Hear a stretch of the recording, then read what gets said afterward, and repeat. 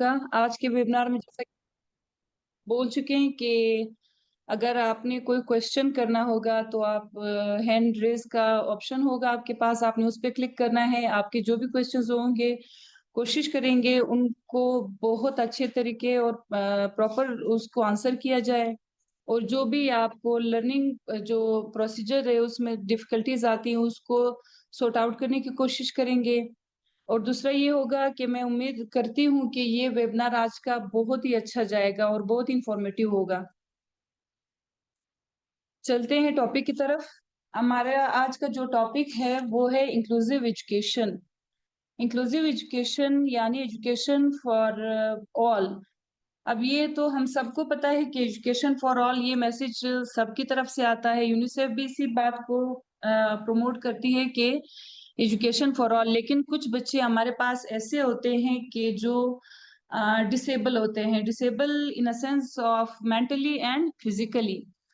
अच्छा, आप जो मेंटली होते हैं, मेंटली किस उसमें मेंटली का ऑर्डर ये होता है कि कुछ बच्चे होते हैं वो बहुत ज्यादा डिसेबल होते हैं, लाइक वो डेफ एंड डम्ब होते हैं। कुछ बच्चों को ब्लाइंडनेस का इशू होता है, लेकिन कुछ बच्चे ऐसे होते हैं कि नेचुरली वो माइल्ड से डिसेबल होते हैं, यानी उनको थोड़ा सा लिखने में प्रॉब्लम होती है, थोड़ा सा सुनने में होती है, थोड़ा सा वो स्लो लर्नर्स होते हैं। तो ऐसे बच्चों को अब ऐसे बच्चे या फिर कम्युनिटी और सोशल हवाले से भी कुछ बच्चे डिसेबल हो सकते हैं।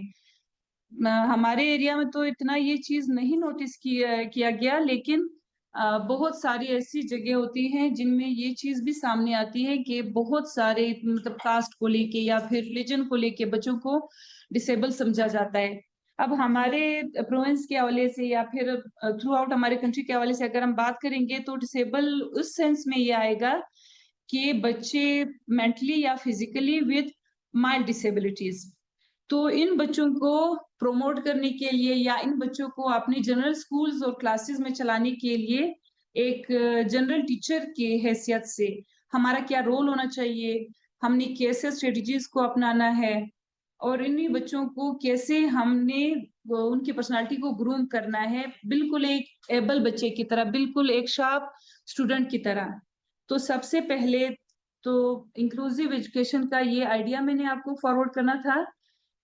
अब एक बात इधर यहाँ पे ये आती है कि एक होते हैं स्पेशल स्कूल्स और एक होते हैं जनरल स्कूल। स्पेशल स्कूल्स में वो बच्चे होते हैं जो बहुत ज्यादा, जैसा कि मैं पहले बता चुकी हूँ कि बहुत ज्यादा वो डिसेबल होते हैं। उनको जाहिर सी बात है उनके लिए फिर अलग सा कैरिकुलम होता है, उनके जो टीचिंग मेथड्स होते हैं वो स्पेशल होते हैं, और छोटी से छोटी चीज भी उनके लिए स्पेशल होती है। जबकि हमारे जनरल स्कूल्स में, जैसा कि आप सब कनेक्टेड हैं इसी फील्ड से, तो हमारे जनरल स्कूल्स में इतना तो नहीं किया जाता, लेकिन हम उन बच्चों को भी इग्नोर नहीं कर सकते जो कि थोड़े से डिसेबल होते हैं और वो हमारे जनरल स्कूल्स में ही आते हैं। अब उनका जो भी है, लेकिन हमने उन बच्चों, ये हमारा एक टीचर के लिए, एक फैसिलिटेटर के लिए सबसे चैलेंजिंग होता है कि पूरी क्लास को एक साथ लेके चलना। तो आज का हमारा जो डिस्कशन है या जो हमारा वेबिनार होगा वो इसी टॉपिक पे होगा कि कैसे एक जनरल स्कूल्स को या जनरल क्लासरूम को इंक्लूसिव क्लास में चेंज कैसे किया जाए।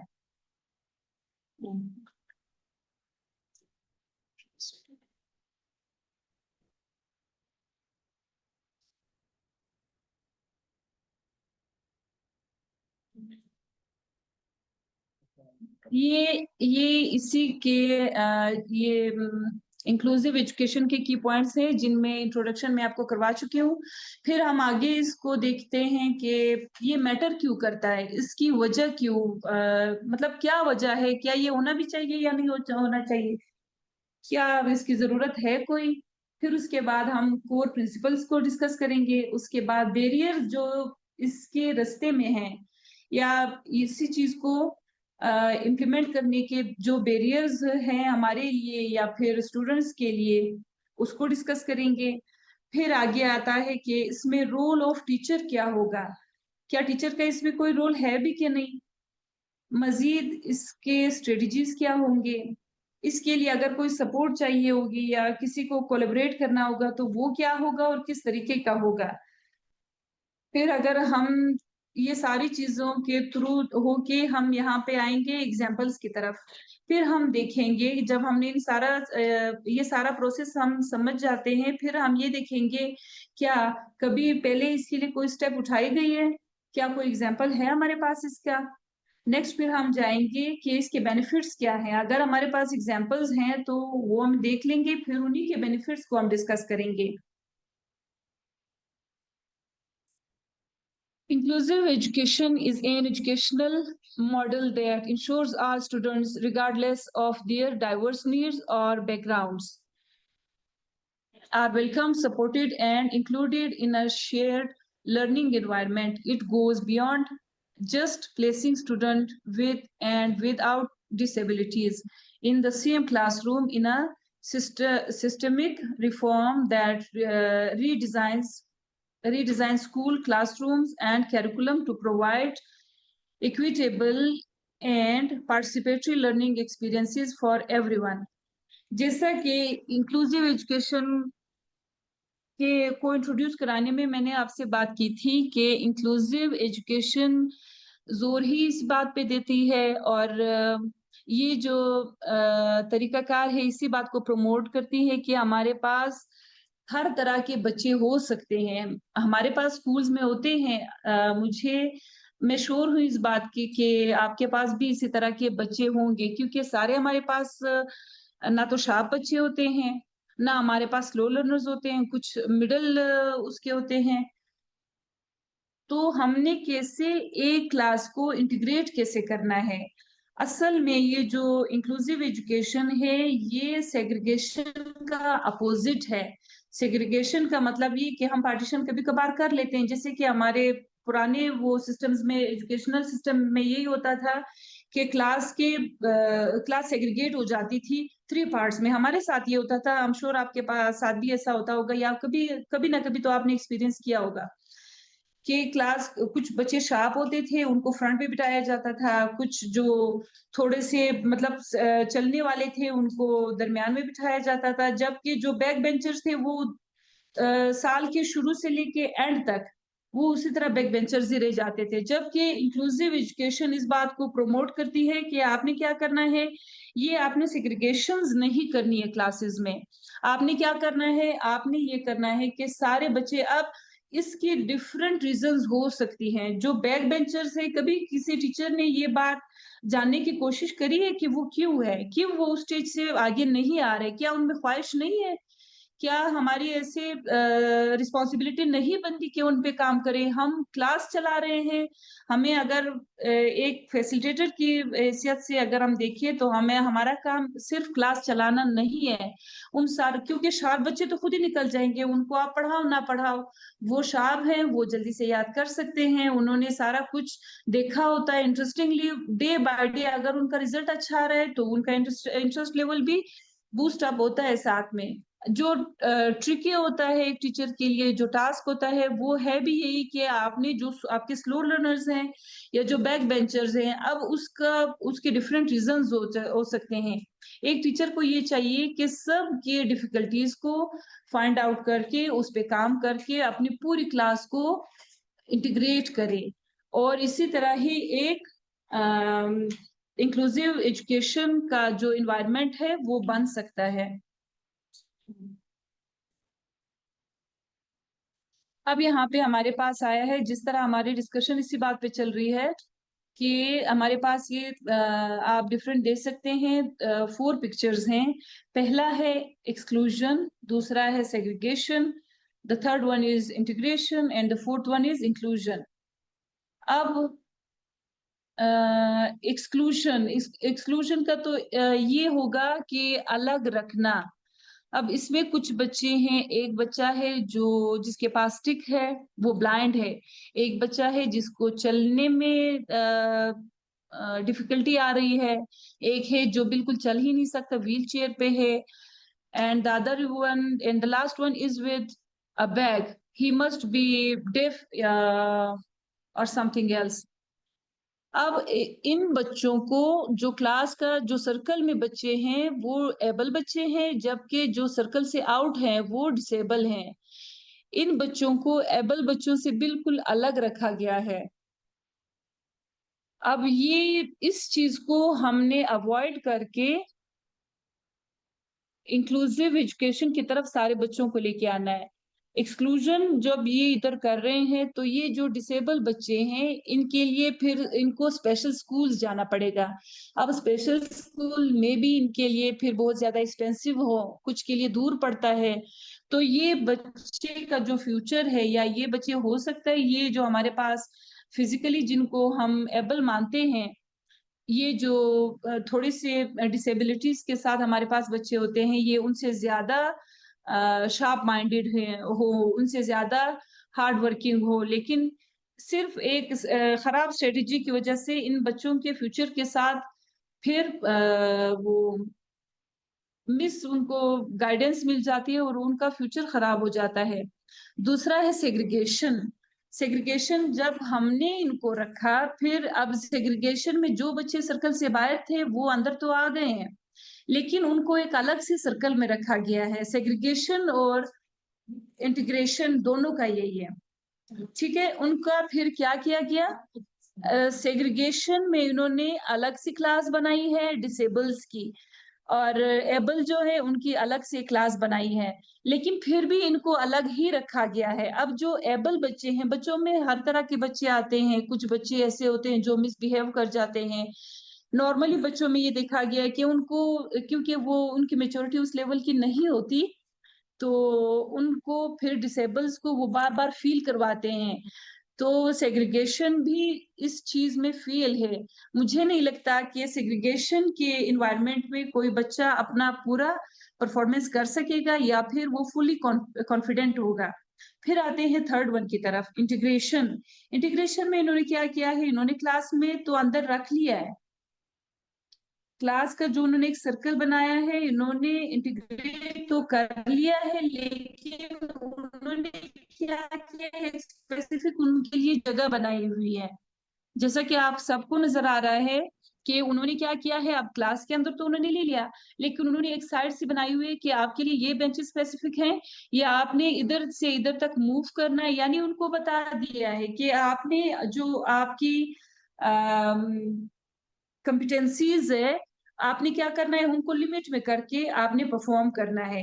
यानी एक टीचर की तरफ से इनडायरेक्टली उनको ये मैसेज चला जाता है कि आपने लिमिट में रहना है, जबकि जो एबल बच्चे हैं उनको खुला छोड़ दिया है। जब हम उस पे आते हैं, इंक्लूजन पे, इंक्लूजन में आप देखें कि सारे बच्चे क्लास में मिले जुले हैं, उनकी कोई क्लासिफिकेशन नहीं हुई है, उन्होंने कोई स्पेसिफिक जगह नहीं रखी हुई। इनडायरेक्टली उनको ये मैसेज जा रहा है, जो एबल और डिसेबल बच्चे हैं, डिसेबल बच्चों को ये मैसेज जा रहा है कि आप ओपनली जो आप बताना चाहते हो, जो आप करना चाहते हो, यू आर फ्री। और इसी तरह एबल बच्चों को ये मैसेज गया है कि they are similar with you, इनमें कोई डिसेबिलिटी नहीं है। अब ये सारा डिपेंडेड है एक टीचर पे, एक स्कूल के एनवायरनमेंट पे और उसके एडमिनिस्ट्रेशन पे। अब अगर बच्चे डिफरेंट उसमें रहेंगे तो जाहिर सी बात है, एक टीचर को एक क्लास पे अलग काम करना पड़ेगा, दूसरी क्लास पे अलग करना पड़ेगा। जैसे कि उन्होंने दो क्लासेस बनाई इंटीग्रेशन में या सेग्रीगेशन में, अगर आप देख लें तो उन्होंने एबल और डिसेबल की दो क्लासेस बनाई हुई है। अब ये बच्चे डिफरेंट आईक्यू लेवल के तो हो सकते हैं, उनकी डिफरेंट लर्निंग नीड्स होती हैं। अब इन्होंने टीचर के लिए कितना टाइम होता है क्लास में कि वो दोनों को अलग, दोनों क्लासेस को डिफरेंट टाइम दे, फिर उनकी डिफरेंट नीड्स पूरी करें। उससे बेहतर क्या ये नहीं है ये तरीका कि इंक्लूजन पे अगर आप वो आ जाते हैं, इंक्लूसिव एजुकेशन एनवायरनमेंट डेवलप करके वो क्लास में वो क्या करें, सारे बच्चों को इक्वली टाइम दें, इक्वली उनकी परफॉर्मेंस चेक करें और इक्वली उन पे उनको सुने, उनमें क्रिएटिविटी को वो क्रिएट करें। ये एक टीचर की रिस्पॉन्सिबिलिटी बनती है।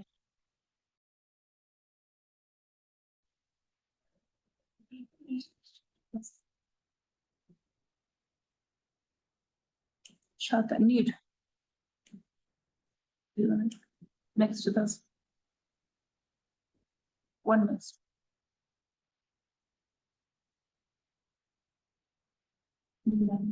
Use next need balance meters.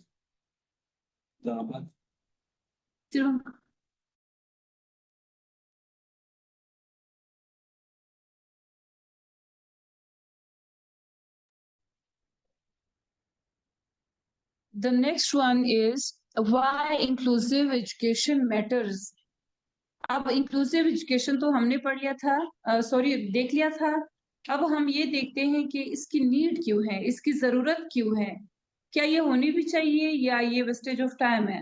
सबसे पहली जो इसकी नीड आएगी, एकेडमिक एंड सोशल डेवलपमेंट।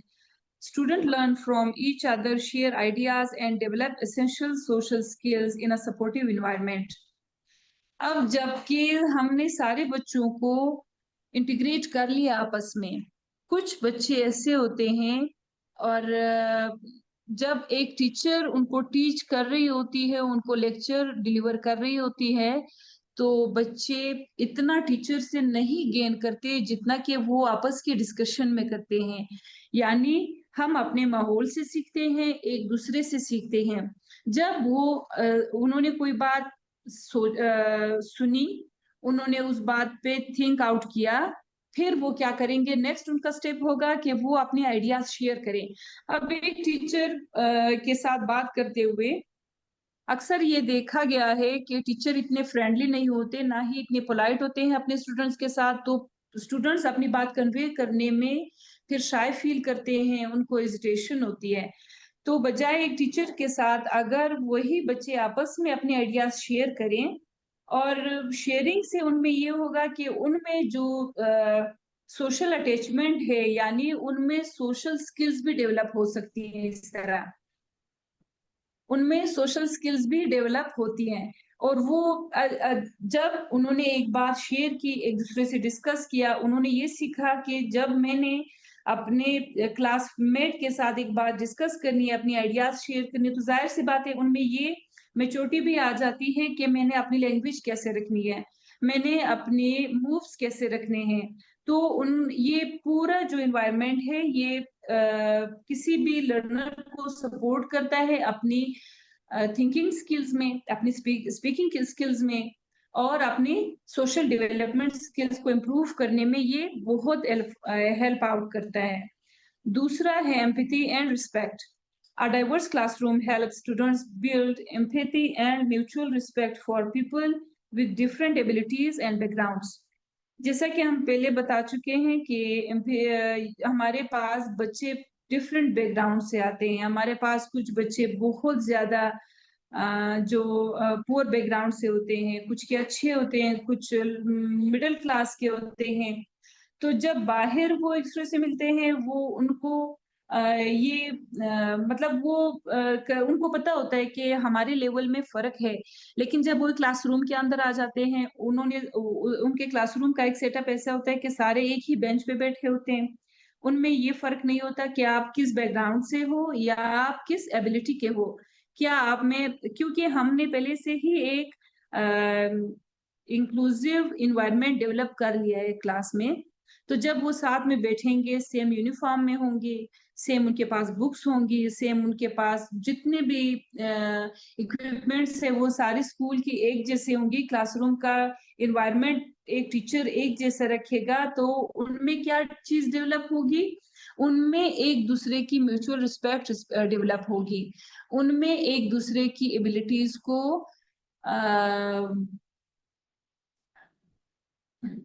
एक दूसरे की एबिलिटीज को प्रेज करने का उनको मौका मिलेगा, एक दूसरे के साथ कम्युनिकेट करेंगे और एक दूसरे के आइडियाज जब शेयर करेंगे तभी तो उनको पता चलेगा।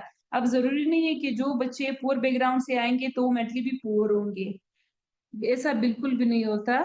क्योंकि जब हमने अक्सर ये देखा है कि वो ज्यादा स्ट्रगल करते हैं, क्योंकि उनके पास एक गोल होता है कि मैंने यहाँ से निकलना है, यहाँ तक जाना है। जबकि जो हमारे अपर क्लास के बच्चे होते हैं, फाइनेंशियली अपर क्लास के जो बच्चे होते हैं, उनको इस चीज का इतना पता ही नहीं होता। तो वो जो अपर क्लास का बच्चा एक लोअर क्लास के बैकग्राउंड के बच्चे के साथ मिलेगा, तो वो उसके जो हार्ड वर्किंग को देख के वो उसी को फॉलो करेगा। इसी तरह एक दूसरे के लिए एम्पैथी और रिस्पेक्ट भी रखेंगे, क्योंकि उसको पता होगा कि मेरे सारे स्किल्स इसकी वजह से डेवलप हो रही हैं, इम्प्रूव हो रही हैं। The third one is equal learning opportunities. All students receive a fair chance to learn and are challenged to reach their full potential. अब इसमें क्या है कि जितने भी स्टूडेंट्स हैं उनको एक ही प्लेटफॉर्म से सीखने का मौका मिल रहा है। अब जो एक बच्चे को चैलेंज मिल रहा है वो क्लास में अगर एक लर्नर को चैलेंज मिल रहा है तो टीचर जब वो अपना कोई टास्क उनको देती है करने के लिए, तो वो सारे बच्चे उसको पूरा करने की कोशिश करते हैं और जितना उनसे बन पड़ता है वो अपना सारा करते हैं, क्योंकि एजुकेशन एक फंडामेंटल राइट है सबका। हमें कोई हक नहीं मिलता कि हम बच्चों की क्लासिफिकेशन करें या उनको डिफरेंट क्लासेस में हम डिवाइड करें।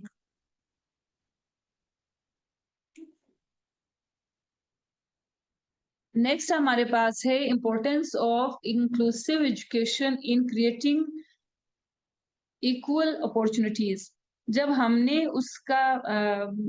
उसकी जरूरत देखी, नीड में ये भी आता है कि सारे बच्चों को हक है कि वो तालीम हासिल करें। नीड में ये भी है कि सारे बच्चों को सारे बच्चों का ये हक है कि वो अच्छी तालीम हासिल करें।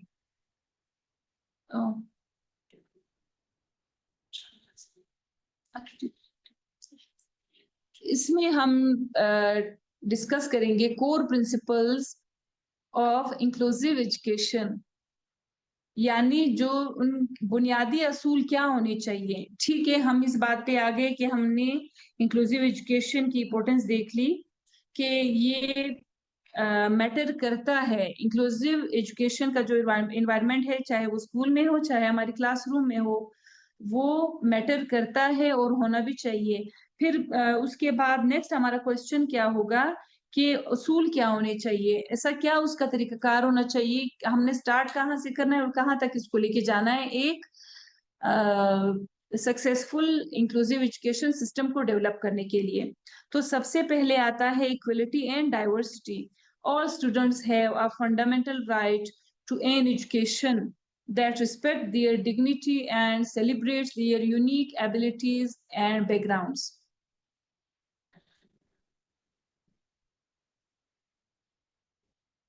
इसमें क्या है कि हाँ, जैसा कि हमारे नबी करीम सल्लल्लाहु अलैहि वसल्लम का फरमान है कि इल्म हासिल करना हर मोमिन मर्द और औरत पर फर्ज है। आजकल के दौर के हिसाब से अगर हम देखें तो, क्योंकि आजकल का जो एरा है वो इसी बात को प्रमोट करता है कि आपने अपडेटेड रहना है। अपडेटेड हम थ्रू एजुकेशन ही रह सकते हैं। मैं ये समझती हूँ कि आजकल के दौर में चलने के लिए जो आपके पास सबसे स्ट्रॉन्ग, जो आपके पास सबसे पावरफुल टूल है वो एजुकेशन है। अगर आपके पास एजुकेशन होगी और अच्छी एजुकेशन होगी तभी आप दुनिया के साथ चलने के काबिल होते हैं। अदरवाइज फिर आप पीछे रह जाते हैं, फिर जब तक आपको समझ आती है तब तक बहुत देर हो चुकी होती है। अब इक्विलिटी और डाइवर्सिटी को हम किस तरह डिफाइन करेंगे कि तमाम स्टूडेंट्स का बुनियादी हक है कि तालीम हासिल करें। तालीम हासिल करना एक ऐसे माहौल में जो उनमें इक्विटी और फेयरनेस को प्रमोट करे, उनको सपोर्ट करे। अब ये नहीं होना चाहिए कि कुछ बच्चों पे ज्यादा काम हो रहा है तो कुछ बच्चों पे कम हो रहा है। ज्यादा काम किन बच्चों पे होता है? जो पहले से चल रहे होते हैं। एक टीचर के लिए आसान भी होता है और एक टीचर अपने लिए ये एक एजाज की तरह समझती है कि वो शार्प बच्चों को चला रही है तो उस पे कम मेहनत में उसको ज्यादा मिल रहा है। जबकि मैं ये मानती हूँ कि हमने उन डिसेबल बच्चों पे ज्यादा तवज्जो देनी है, उन पे ज्यादा काम करना है, उन स्लो लर्नर्स पे जो या स्लो राइटर्स पे। क्योंकि जरूरी नहीं है कि हमारे पास क्लास में अगर 30 बच्चे हैं तो सबके आईक्यू लेवल सेम हो। या सबकी एजुकेशनल नीड सेम हो। हमने क्या करना है एक-एक बच्चे के लिए, और ये टीचर के लिए बिल्कुल भी एक नई बात नहीं होती, क्योंकि टीचर एक माँ जितना अपने बच्चे के नीड्स और उसके मेंटालिटी लेवल या उसकी एक्साइटमेंट या उसकी जो वरीज़ है जितना जल्दी समझ लेती है, एक टीचर भी सेम उसी तरह से समझती है। तो टीचर ने क्या करना है, उन एबल बच्चों को पे अगर वो काम कर रही है, तो एक टीचर को चाहिए कि इक्विटी को मद्देनज़र रखते हुए वो इन डिसेबल बच्चों पे भी इसी तरह काम करे। उन्हीं बच्चों को वो मेन सोशल स्ट्रीम पे उसी तरह लाए जिस तरह वो एबल बच्चों को लेके आ रही है, ताकि वो जो हमारे डिसेबल बच्चे हैं वो एक खुददार और रिस्पॉन्सिबल सिटीजन्स की तरह माशरे में अपना मुकाम पाए और उसी के मुताबिक अपनी जिंदगी हासिल करे। क्योंकि एक ये जो हमारी हम में एक चीज होती है, चाहे हम बड़े हो या बच्चे हों, क्योंकि आजकल के बच्चे बहुत ज़्यादा डिजिटल दौर के बच्चे हैं, तो बहुत ज़्यादा शार्प होते हैं। हमें तो इतनी नहीं थी अवेयरनेस, लेकिन आजकल के बच्चों को हैंडल करना और उनके एक-एक चीज़ को सैटिस्फाई करना काफ़ी चैलेंजिंग होता है, चाहे वो पेरेंट्स के लिए हो, चाहे वो आप एक एज़ अ टीचर उनके सामने हो। तो हमने उन बच्चों को जो एक चीज़ हमने बहुत ज़्यादा उनकी बचानी है, जो एक चीज़ हमने उनको बहुत ज़्यादा उसकी ग्रूमिंग करनी है, वो है बच्चों की रिस्पेक्ट। किसी भी बंदे की अगर सेल्फ रिस्पेक्ट खत्म हो जाए, तो उसको ये नहीं पता चलता कि अच्छा और बुरा क्या है, कहाँ हमने इसको इम्प्लीमेंट करना है और कैसे करना है। अगर तो एक बच्चे की सेल्फ रिस्पेक्ट को हम मेंटेन रख के किसी बच्चे को गाइडलाइन देते हैं, बाकी तो काम अल्लाह के होते हैं, अल्लाह ने ही उनको लेके जाना होता है, लेकिन as a guide, as a teacher, as a facilitator हम उनको अगर एक सही राह दिखाते हैं, तो मैं समझती हूँ कि हमारी जो टीचिंग है तभी वो कामयाब है, तभी हम खुद को एक सक्सेसफुल टीचर या हार्ड वर्किंग टीचर बोल सकते हैं। Accessibility, educational environment, materials, and teaching methods must be designed to be accessible to all students, including those with disabilities. This includes physical spaces as well as technological communication tools. अब इसको कैसे करना है, हमने equity पे तो हम आ गए हैं, हमने ये भी समझ लिया कि इक्विटी को हमने मेंटेन करना है, बच्चों की सेल्फ रिस्पेक्ट को देखना है, उनकी जो लर्निंग नीड्स हैं वो हमने देखनी है, फिर हमने उन चीजों की एक्सेस कैसे देनी है। एक्सेस में हम क्या कर सकते हैं कि जो हमारा इन्वायरमेंट है एजुकेशनल, उसमें क्या है, उनमें जो हमारे पास लर्निंग मटेरियल्स होते हैं, लर्निंग मटेरियल्स में हमारे पास अ, आजकल तो बहुत सारे स्कूलों में आरएलसीपी ने सीपीटी ने सॉरी वो स्क्रीन्स वगैरह प्रोवाइड कर दिए हैं, बहुत सारे इक्विपमेंट्स हमारे पास आ गए हैं, उन्होंने बहुत सारे चार्ट्स हमें दिए हैं। कुछ बच्चे अब अगर वो चलने के काबिल नहीं है, तो वो उधर से भी देख के वो स्क्रीन का रिमोट चला भी सकते हैं और वो ऑब्जर्व भी कर सकते हैं। इसी तरह अगर हम कार्ड्स के साथ कोई एक्टिविटी कर रहे हैं, अगर हमारे पास क्लास में इन केस ऐसा कोई बच्चा है जिसको चलने में मुश्किल आ रही है, तो वो बच्चे के लिए हम क्या करेंगे, कार्ड्स या फिर ऐसी कोई हम एक्टिविटी उनको देंगे कि उनके उनके लिए ये एक्सेस आसान हो। अब अगर हमारे पास क्लास में कोई किसी बच्ची को कम्युनिकेट करने में मसला हो रहा है, मेरे पास है एक बच्ची जिसको कम्युनिकेशंस डिसेबिलिटी है, वो है शार्प बच्ची, लेकिन फिर उसका मैं क्या करती हूँ, मैं उस क्लास की जब सारी बच्चियाँ कर लेती हैं, साथ-साथ में उसको भी असिस्ट कर रही होती हूँ, क्योंकि वो बोलने से तो बहुत ज़्यादा वो टाइम भी लेगी, फिर उसको फ़ील भी होगा कि सारे बच्चे तो शार्पली वो अपनी बात कन्वे कर रहे हैं, लेकिन मुझे ये इश्यू है। तो अच्छा, तो हमने क्या करना है, तो उस बच्ची को मैं रिटर्न उससे ले लेती हूँ। अच्छा, हमारे पास एक क्वेश्चन है, in what way inclusive education promote long term social changes in our communities? Could you please share your knowledge? Yes. अच्छा, लॉन्ग टर्म में इन्होंने पूछा है कि सोशल चेंजेस लॉन्ग टर्म में कैसे आ सकती हैं। हम एक ऐसे एरिया में रहते हैं जहाँ पे हमारे पॉलिटिकल या तो रिलीज बहुत ज्यादा होते हैं, या फिर और हमारा जो इलाका है, हम ईस्ट के रहने वाले लोग हैं, हमारा जो मुआशरा है, हमारी जो सोसाइटी है, वो मेल डोमिनेंट सोसाइटी है। इसी तरह कभी कभार ऐसे हो जाता है, अभी तो ये खैर बहुत सारी चेंजेस आ रही हैं इसमें। कभी कभार ऐसी कोई सिचुएशन आ जाती है कि हमने किसी एरिया पे जाना होता है। अब अगर या फिर हमने ऐसे करना होता है कि वो स्कूल्स में हो, हमारे कॉलेजेस में हो, या फिर हमारी यूनिवर्सिटीज में हो, तो हमने क्या करना है, ये जो लॉन्ग टर्म में बात आ रही है, ये यहाँ पे आके हमारी अप्लाई हो सकती है कि जब रिलीज वगैरह होते हैं या उन्होंने किसी को सपोर्ट करना होता है, they can be a good speakers. वो अच्छा, अगर वो स्पीक करने में उनको मसला आ रहा है तो they can be a good writers. फिर वो अगर उन्होंने सोशल स्किल्स पे अपने काम किया हुआ है, या उनको पता है कि हमने एक सोसाइटी में कैसे मूव करना है, या चैलेंजेस को कैसे हमने सॉर्ट आउट करना है, तो वो अपनी स्किल्स को यूज करते हुए वो अपने एक छोटी सी सोसाइटी में, या फिर जितने, अगर वो एक अच्छा स्पीकर है, या अच्छा थिंकर है, या एक अच्छा राइटर है, तो बहुत सारे लोगों को इस बात के लिए वो कन्विंस कर सकते हैं कि आपने इस चीज को ऐसे करना है। बेशक वो खुद मूव करने के काबिल ना हो, लेकिन वो किसी और बंदे को, किसी और पर्सन को वो इस बात के लिए कर सकते हैं कि आपने ये जो प्रॉब्लम हमारे पास आई है, या यहाँ पे आपने जाके स्पीच करनी है, या फिर ये सिचुएशन को आपने ऐसे हैंडल करना है, तो वो इस बात को कर सकते हैं, हैंडल हैंडल कर सकते हैं। आई होप आपको अपना जवाब मिल गया होगा। ठीक है, नेक्स्ट हम आते हैं diversity, equity and inclusion. Diversity, यहाँ पे आप देख सकते हैं कि डिफरेंट कलर्स के डिफरेंट फॉर्म्स में हमारे पास पर्सन्स हैं, अलग अलग करके उन्होंने उनको रखा हुआ है। इक्विटी पे अगर हम आ जाते हैं तो उन्होंने डिफरेंट को एक ही बेंच पे बिठाया हुआ है, ना कोई ऊपर है ना कोई नीचे है।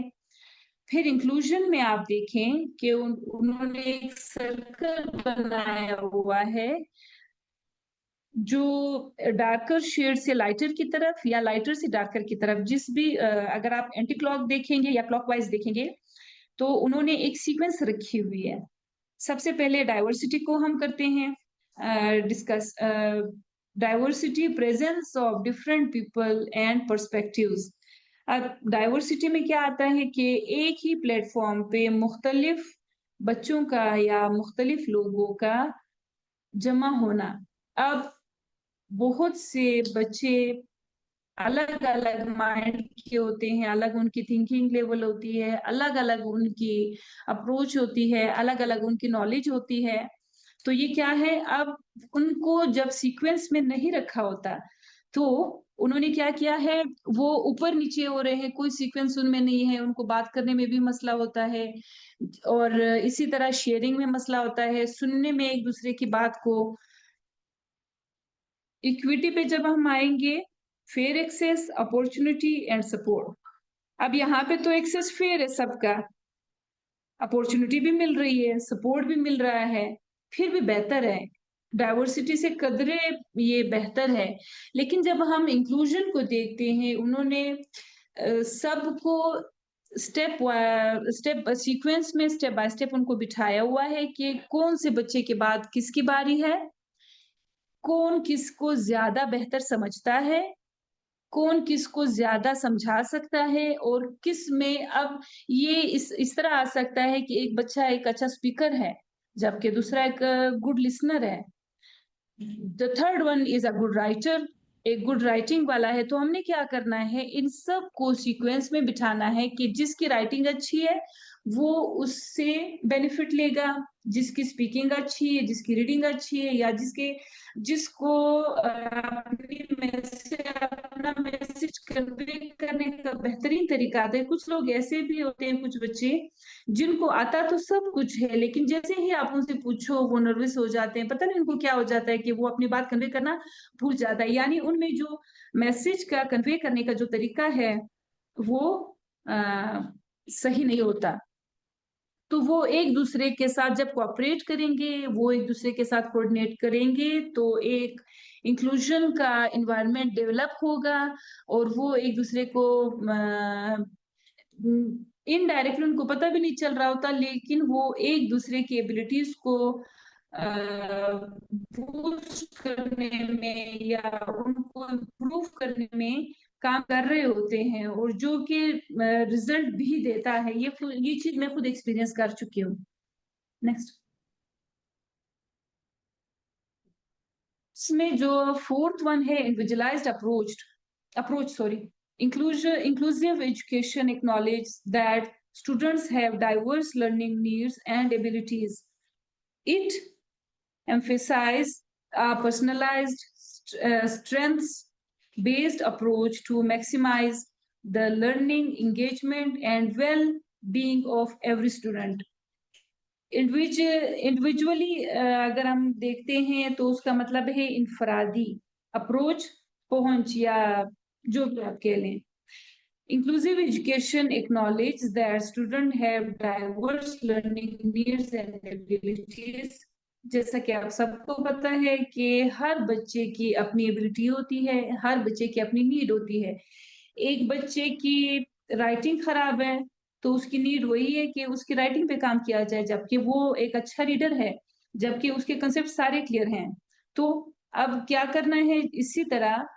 तो ये जो इंडिविजुअलाइज अप्रोच है उसमें यही चीज आती है कि आपने एक एक बच्चे की प्रॉब्लम को फाइंड आउट करके उस पे एक बच्चे तक आपका एक्सेस होना चाहिए कि आप हर बच्चे पे काम करें। और ये इतना कोई टास्क, मतलब इतना मुश्किल काम है भी नहीं कि बोलने में मुश्किल होती है, मतलब सुनने में लगता है कि सारे बच्चों पे कैसे करेंगे, लेकिन ये पॉसिबल है।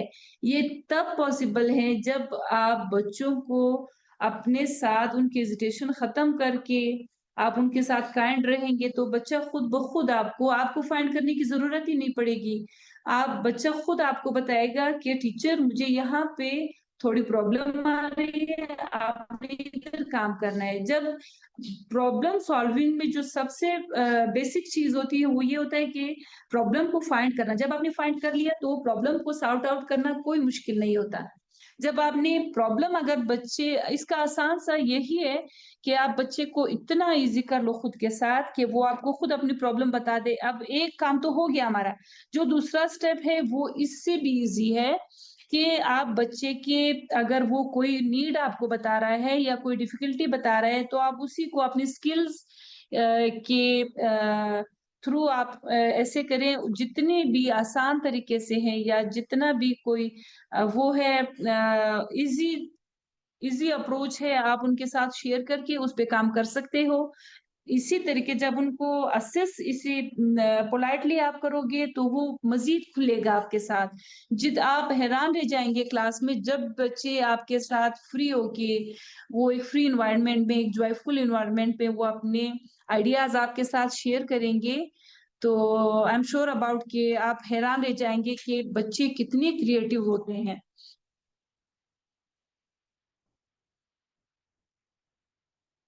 अच्छा, नेक्स्ट हमारे पास एक क्वेश्चन है, could you please mention some ideas about the use of technology and innovation to be use to make more inclusive for our learners.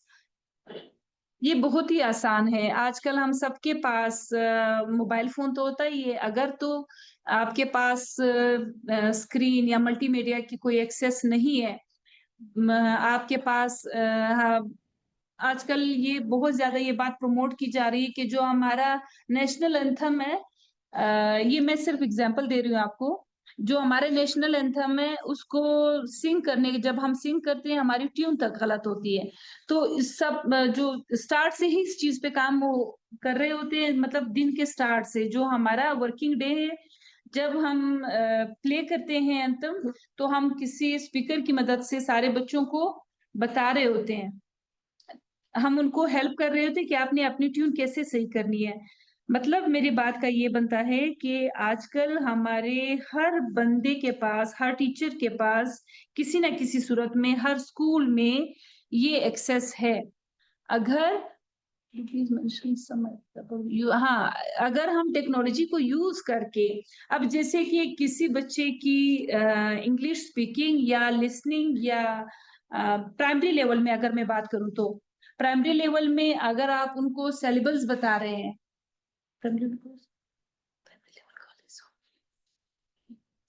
Primary level में अगर हम बात करें तो अगर हम सिलेबस बता रहे हैं बच्चे को, तो बच्चे को अगर हम व्हाइट बोर्ड पे करवाते हैं तो वो देख देख के वो बोर हो जाते हैं।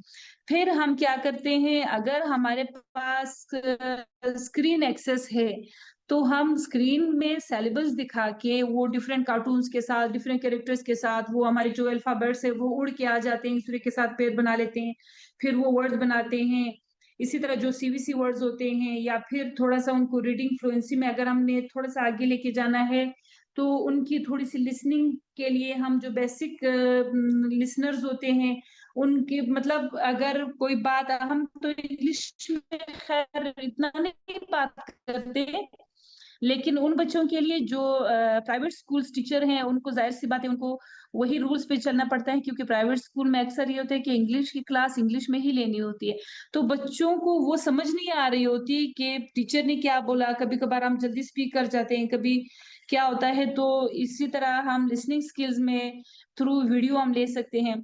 बड़ी क्लासेस में प्रोजेक्टर अगर हमारे पास है तो ठीक है, नहीं है तो हम अपने फोन में उनको दिखा सकते हैं कि डिफरेंट ये जो एक्सपेरिमेंट्स होते हैं। अब हमारे पास जब साइंस की बहुत ज्यादा चीजें आती हैं, हमारे पास स्कूल में नहीं अवेलेबल होती, तो हम क्या करते हैं अपने फोन में, ये खुद मैं कर चुकी हूँ, अपने फोन में उनको वीडियोस दिखाकर, उनको जो हमारे लेंसेज हैं वो दिखा के, फिर उनका जो इफेक्ट है और वो जो लाइट को वो डिवाइड करते हैं मुख्तलिफ कलर्स में, ये सारी चीजें अपने फोन में दिखा के उनका मजीद हम कंसेप्ट क्लियर कर सकते हैं। इसी तरह जो हमारे स्पीकर्स हैं, प्राइमरी लेवल के बच्चों को अगर हम पार्ट्स ऑफ बॉडी का कोई पोएम सिखा रहे हैं, या उनको ग्रीटिंग्स का कोई पोएम सिखा रहे हैं, या फिर उनको वेदर का कोई सिखा रहे हैं, या फिर उनको फीलिंग्स का कोई सिखा रहे हैं, तो हम स्पीकर में सॉन्ग्स के जरिए इजीली ये कर सकते हैं।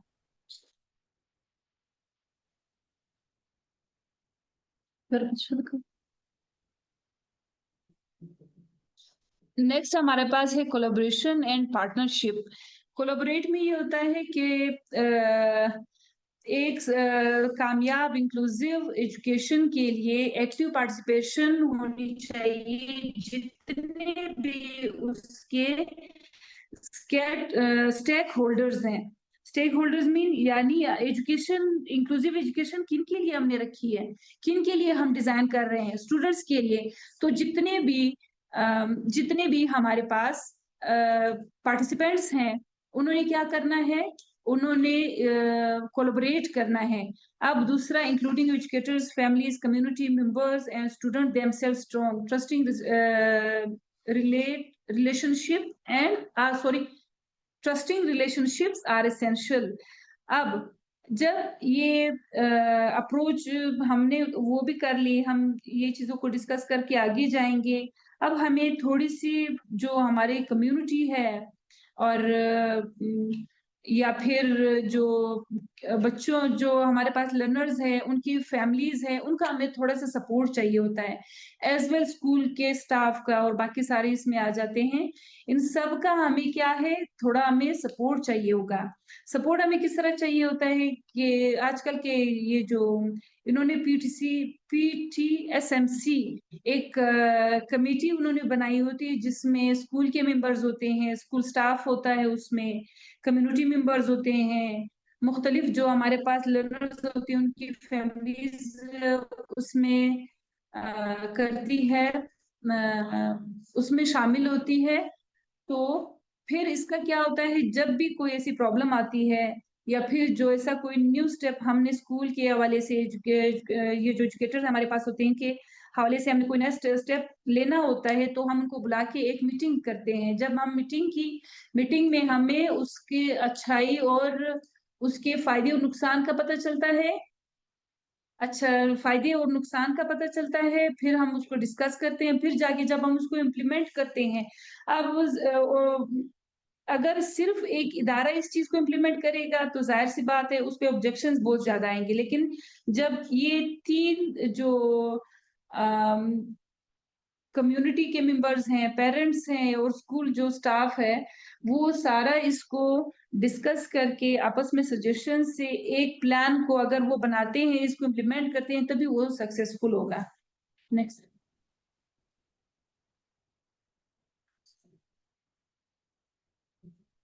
ये पिक्चर है, इसमें 3 बच्चे हैं। एक की हाइट थोड़ी ज्यादा है, एक की कम है, जबकि the third one is disable. अब इनमें क्या है, ये किसी ग्राउंड में मैच देख रहे हैं। अब पहला वाला तो इजीली है। अब इन्होंने जो हमारा फर्स्ट वन जो पिक्चर है एक साइड पे, इन्होंने ये वाला, इन्होंने क्या किया है, इसमें इन्होंने इक्विलिटी पे काम किया है। इक्विलिटी पे इन्होंने कैसे काम किया, एक स्टूल एक को दिया, दूसरा दूसरे को दिया, तीसरा तीसरे को दिया। जो उन्होंने अवॉइड करी है वो ये बात अवॉइड करी है कि उनकी नीड क्या है। जो हमने क्लास में करना है वो बेसिकली हमने इसी चीज को देखना है कि हम इक्विलिटी पे तो काम कर रहे हैं, हम ये समझते हैं कि हमारा यहाँ पे आके काम पूरा हो गया, मैंने सबको ये चीज प्रोवाइड कर दी, अब वो जाने उनका काम जाने। नहीं, हमने इक्विलिटी के बजाय इक्विटी पे काम करना है। हमने क्या करना है, यहाँ पे उन्होंने एक स्टूल दी, वो तो खड़ा हो गया, हालांकि उसको स्टूल की जरूरत ही नहीं थी। फिर सेकंड को था, सेकंड को अप्रोच करने वहां देखने के लिए थोड़ा सा फिर भी उसको अपने पैर उठाना पड़ रहे हैं, उसको इशू आ रहा है। जबकि द थर्ड वन इज, क्योंकि अब बाकी बच्चे भी उसको इग्नोर कर रहे हैं, क्योंकि जब एक फैसिलिटेटर ने ही ये चीज इग्नोर कर दी तो बच्चों से तो हमारा कोई गिला ही नहीं बनता। ये तो उसके बाद से ये स्टेप शुरू होगा कि अगर एक टीचर या एक फैसिलिटेटर इस चीज को फोकस करें, उनकी नीड्स पे फोकस करें, उनकी सेल्फ रिस्पेक्ट पे फोकस करें, तभी जाके उन पे हम ये बात उन पे लागू भी होते हैं कि आपने भी ये चीज को फॉलो करना है। अब यहाँ पे उन्होंने जो इनका प्रोवाइडर है, उन्होंने 3 स्टूल्स तो एक जैसे दे दिए, लेकिन उनकी नीड को बगैर जाने बगैर। जबकि सेकंड में अगर आप देखें तो सेकंड में ये है कि बगैर स्टूल के भी वो जो 13 ईयर्स ओल्ड शायद ये होगा, ये इजीली देख भी सकता है और बहुत मजे भी ले रहा है, क्योंकि उसके बाकी फेलोज भी इंजॉय कर रहे हैं। सेकंड को उन्होंने क्या किया, सेकंड को उन्होंने दोनों स्टूल्स रख के दे दिए, वो भी बहुत मजे से देख रही है। अब जो थर्ड वन है उसको व्हील चेयर के साथ तो हम बिठा भी नहीं सकते स्टूल पे, उन्होंने क्या किया, इसके उन्होंने एक रैंप अरेंज कर दिया, जो कि उसकी बेसिक नीड भी ये थी। अब यहाँ पे देखे किसी को इतना मजा भी नहीं आ रहा ना, कि इतना वो खुश हो रहे हैं। जबकि दूसरे पिक्चर्स में आप देखें तो वो जो सेंटर में खड़ी एक बच्ची है वो अपने पोज भी बना रही है, उसको मजा भी आ रहा है। जबकि जो पहला वाला बच्चा है वो उनको चेयर अप कर रहा है, इसी तरह जो व्हील चेयर वाला हमारे पास डिसेबल बच्चा है वो भी उनको चेयर अप इक्वली उनको कर रहा है। तो ये चीज हमने करनी है क्लास में। पार्टिसिपेशन, जब हमने इक्विटी पे काम किया, तब हमने आगे जो हमारा स्टेप होगा वो ये होगा कि हमने अब नोटिस करना है क्या सारे लर्नर्स एक्टिवली पार्टिसिपेट कर भी रहे हैं कि नहीं।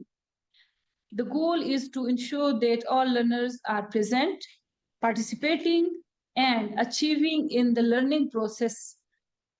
This involves removing the systemic barriers that lead to exclusion. अब जैसे कि मैंने आपको बोला कि एक्टिव पार्टिसिपेशन में सॉरी इक्विटी के बाद हमने किस चीज को देखना है, एक्टिव पार्टिसिपेशन को देखना है। अब हमने ये भी कर लिया कि बच्चे की नीड समझी, उसको फैसिलिटेट किया। अब एक टीचर का आगे पे ये बनता है कि टीचर क्या करेगी, एक्टिव पार्टिसिपेट कितना एक बच्चा कर रहा है, क्या वो अगर वो फिजिकली प्रेजेंट है। एक बच्चे, कुछ बच्चे होते हैं जो बहुत ज्यादा छुट्टियां करते हैं। मेरे पास एक बच्ची थी लास्ट ईयर, तो वो क्या करती थी, वो बहुत ज्यादा छुट्टियां करती थी। जब आती थी हल्के से भी उससे पूछा कि why were you present yesterday, तो वो मतलब उसकी पूरी बॉडी शिवरिंग करती थी, पीला सा उसका फेस पड़ जाता था, क्योंकि उस उसमें ये बताने की उसमें हेजिटेशन इतनी ज्यादा थी।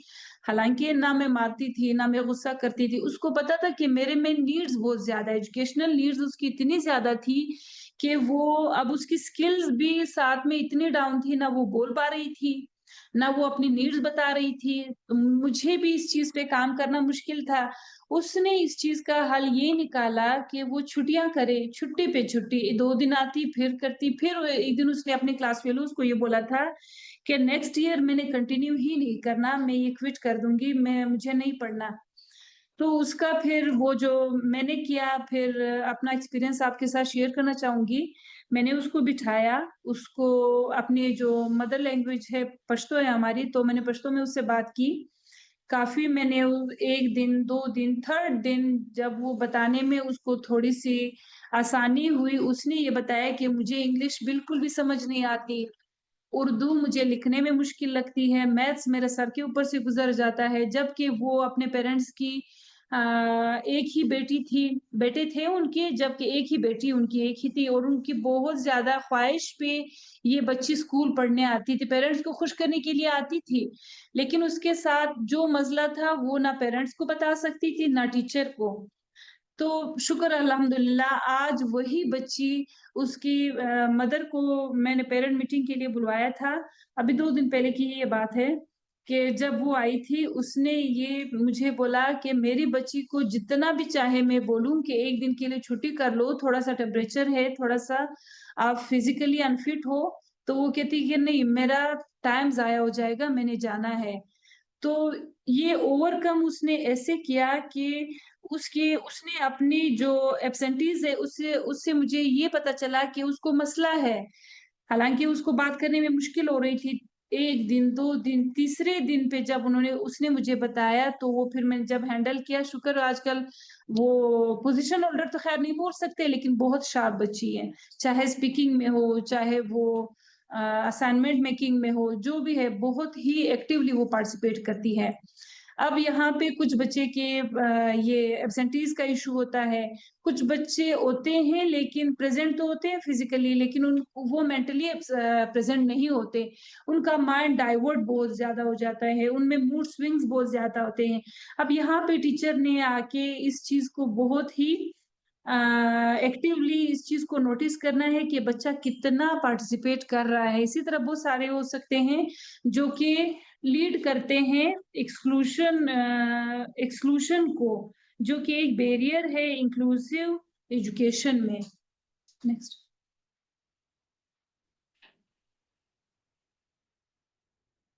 क्या इस पिक्चर को कोई डिस्कस करना चाहेगा?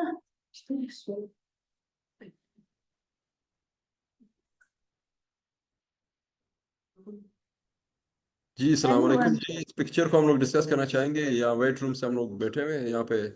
आपका वेबिनार काफ़ी इंटरेस्टिंग चल रहा है। तो इस पिक्चर की एंटिसिपेशन में हम लोग ये कहना चाहेंगे, अब थोड़ी देर देख लेते हैं कि इसमें है क्या। जी जी। हम्म।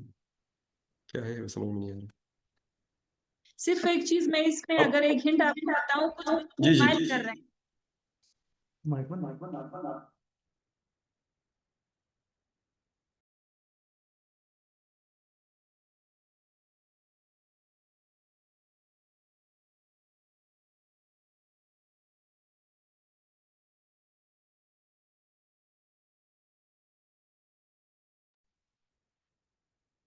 एनीवन, अगर कोई कोई भी आप शेयर करना चाहते हो आपके एक्सपीरियंसेस, या फिर इसी पिक्चर के हवाले से अगर आप कुछ शेयर करना चाहते हो। मैडम मेरे ख्याल में इसमें एक ऐसी क्लासरूम दिखाई गई जहाँ पे मतलब स्पेशल बच्चे भी हैं और नॉर्मल बच्चे भी हैं, और उनको जो है टीचर अपेरेंटली इक्वली ट्रीट कर रही है सबको, जो है बराबरी के तौर पे जो है, मतलब इस इमेज में शो किया गया है कि सबको इक्वल अपॉर्चुनिटी दी जा रही जी बिल्कुल ऐसा ही है। अब यहाँ पे एक टीचर ने इंक्लूसिव एजुकेशन इन्वायरमेंट को प्रमोट किया है और उसने मेंटेनेंस दी है। अब जैसे कि आप देखें कि एक डिसेबल बच्चा, अब वो स्माइल क्यों कर रहा है, एक बच्चा स्माइल क्यों करता है जब भी कोई क्वेश्चन पूछा जाता है? वो स्माइल इसलिए करता है क्योंकि उसको पता है। ये पिक्चर हमें ये भी मैसेज दे रही है कि जिन बच्चों को हम फिजिकली देखते हैं कि वो डिसेबल है, एक्चुअली वो डिसेबल नहीं होते। अब हमारे पास एक बच्ची है जो कि जिसने ब्लू ड्रेस पहना हुआ है, वो देख रही है, उसको कुछ नहीं आता, वो कंफ्यूज है। उसको नहीं आता। हालांकि वो फिजिकली अगर हम उसको देखें तो वो हमें फिट नजर आ रही है, एबल नजर आ रही है। इसी तरह वो जो ये भी नहीं है कि सारे डिसेबल हमारे पास बहुत ज्यादा शार्प होंगे या बहुत ज्यादा एक्टिव होते हैं। यही हमारे पास एक और डिसेबल बच्चा भी है जो पीछे बैठा हुआ है।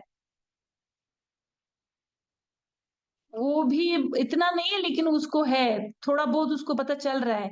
अब जो यहाँ पे पिंक ड्रेस में हमारे पास बैठी हुई है वो फिर स्माइल कर रही है, क्योंकि वो भी जानती है, वो राइट करने की कोशिश कर रही है। मे बी वो किसी और डिसेबिलिटी के साथ वो इस चीज को क्लास में बैठी हो, मे बी उसको स्पीकिंग डिसेबिलिटी हो, मे बी उसको लिसनिंग हो या उसको इशारे समझ आ रहे हैं, लेकिन वो समझ रही है कि क्वेश्चन क्या पूछा गया है। इसी तरह ये ओवरऑल ये पिक्चर एक इंक्लूसिव एनवायरनमेंट को प्रमोट कर रही है। Next, thank you.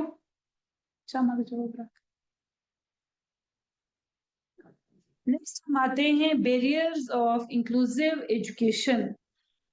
अब बैरियर्स भी है कि नहीं है। अच्छा, अगर ये हमारे पास इंक्लूसिव एजुकेशन ऐसा है, इसके इतने सारे बेनिफिट्स हैं, और हो सकता है हमें से कुछ लोगों ने अनकॉन्शियसली इसको अप्लाई भी किया हो, लेकिन प्रॉपर उसको ये डेफिनेशन नहीं आती कि ये मैं इंक्लूसिव स्ट्रेटजीज फॉलो कर रही हूँ अपने क्लासरूम में या अपने स्कूल्स में। ये अगर ये है इतना अच्छा है, इसके इतने सारे बेनिफिट्स हैं, स्किल्स भी प्रमोट कर रहा है, ये किसी बच्चे की सेल्फ रिस्पेक्ट को भी बचा रहा है, हमें बहुत सारे रिस्पॉन्सिबल सिटीजन्स भी दे रहा है, तो क्या कोई बैरियर है? क्या हमें वो जो हमने करना था रूल्स वगैरह भी हमने देखे, सबके जहन में कोई ना कोई सवाल तो जरूर आता होगा कि अगर मैं ये करूं, किसी ने अब तक तो ये सोच ही लिया होगा कि अगर मैंने ये चीज को ऐसे करना है तो इसका ये बैरियर है। बैरियर मीन्स रुकावट। Barrier to inclusive education include attitudinal barriers like prejudice and stereotypes, physical barriers such as inaccessible buildings, curricular barriers like rigid content, resource barriers from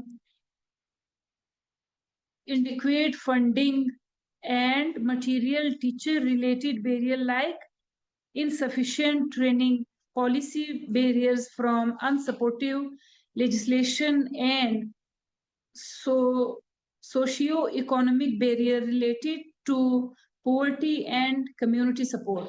अब बैरियर्स इतने ज्यादा हैं कि अगर हम इन बैरियर्स पे काम करेंगे तो हमें तो इंक्लूसिव एजुकेशन को अप्लाई करना ही मुश्किल लग रहा है। लेकिन इन बैरियर्स का भी तोड़ है। इन बैरियर्स को अगर हम, एक होता है हम प्रॉब्लम देखते हैं, एक होता है कि हमने प्रॉब्लम को हम प्रॉब्लम देखते हैं लेकिन उस नजर से कि हम इन्हें इसका हल कैसे निकालना है। कुछ लोग होते हैं ना जिनको ऑप्टिमिस्टिक और पेसिमिस्टिक में डिवाइड किया गया है, तो हमने इसको ऑप्टिमिस्टिक होके देखना है। बैरियर्स आते ही इसीलिए कि हम अपने काम में मजीद एक्सपर्ट हो जाएं, हम तमाम बैरियर्स को तोड़ के आगे निकल जाएं अपने इंक्लूसिव एजुकेशन को अप्लाई करने में। तो सबसे पहले जो बैरियर है, अभी कुछ बैरियर है, पहला इसमें डिस्कस करेंगे फिजिकल डिसेबिलिटीज के साथ कुछ बच्चे होते हैं। अब उनमें कुछ बिल्डिंग्स का आता है। बिल्डिंग्स का ये आता है, अब अगर एक बच्चा चल ही नहीं सकता या वो ब्लाइंड है, उसको थोड़ा सा अगर दिखता है या नहीं दिखता, कभी कभार मौसम चेंज हो जाता है, दिन में भी हमारे पास इतने सारे बादल आ जाते हैं, डार्क हो जाता है। कभी ये होता है कि ग्राउंड में इतनी सारी मिट्टी होती है, बारिश का पानी आ जाता है, कभी क्या मतलब बहुत सारे मसाइल हो सकते हैं, आप सबको भी पता होगा। तो पहला जो है बिल्डिंग का है। बिल्डिंग का ये अच्छा, ये भी हो सकता है कि कुछ हमारे स्कूल्स के, क्योंकि वो स्पेस इतनी कम होती है आजकल स्कूल्स में, ये भी हो रहा है कि क्लासेस कम होने की वजह से वो डबल स्टोरी बना रहे हैं। तो कुछ स्टूडेंट्स के लिए डबल स्टोरी क्लासेस में अप्रोच बहुत मुश्किल होती है। उसका ये होगा कि उनके लिए रैम्स बनाए जाएं। Curricular barriers like rigid content. अब कैरिकुलर बैरियर्स में क्या हो सकता है कि इतने उन्होंने रिजिड कंटेंट बनाए होते हैं कि बच्चे की समझ से ही बालातर होते हैं। अब हमारी गवर्नमेंट के आजकल के जैसे इंग्लिश में चेंज हो रहे हैं, जो सारा हमारा कैरिकुलम है वो इंग्लिश में चेंज कर रहे हैं। इवन स्टूडेंट तो खैर स्टूडेंट है, टीचर्स को भी इस चीज में मसले आ रहे हैं जिसके लिए उनको ट्रेनिंग लेनी पड़ रही है। तो इसी तरह बहुत इजी होना चाहिए, रिजिड नहीं होना चाहिए कंटेंट। रिसोर्स बैरियर्स, अच्छा रिसोर्सेज में क्या आता है? रिसोर्सेज में हमारा अच्छा रिसोर्सेज में हमारा ये आता है कि हमारे पास जितने भी इक्विपमेंट्स हैं, चाहे हमारे नोट्स हो, चाहे वो हमारा सिलेबस हो, चाहे वो हमारे क्लासरूम के जितने भी टीचिंग हेड्स है वो सारे पूरे हों। इसी तरह हम सब पे ओवरकम करके एक इंक्लूसिव एजुकेशन को सक्सेसफुल बना सकते हैं। Next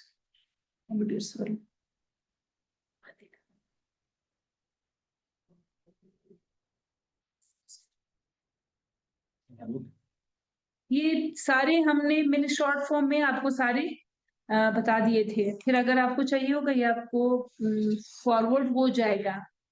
role of a teacher, अब इन सब में एक टीचर का क्या रोल हो सकता है? Create a welcoming environment, identify and meet diverse student needs and adopt curriculum and assessment to ensure equal opportunities for all. सबसे पहले इंक्लूसिव एजुकेशन में एक टीचर का रोल क्या होगा? सबसे पहले टीचर क्या करेगी? इंक्लूसिव एनवायरनमेंट को क्रिएट करेगी। Teachers must welcome all students and create a respectful atmosphere that celebrates diversity, making sure every student feel safe and valued. Teacher ने एक ऐसा माहौल क्रिएट करना है जिसमें हर लर्नर को अपना आप वैल्यूएबल लगे। ये ना लगे कि मैं तो फजूल में क्लास में बैठा या बैठी हूँ, या फिर ये ना फील हो कि मेरे तो जितने भी पॉइंट्स है या मैंने जो भी बताना है वो तो मेरे से होता ही नहीं है।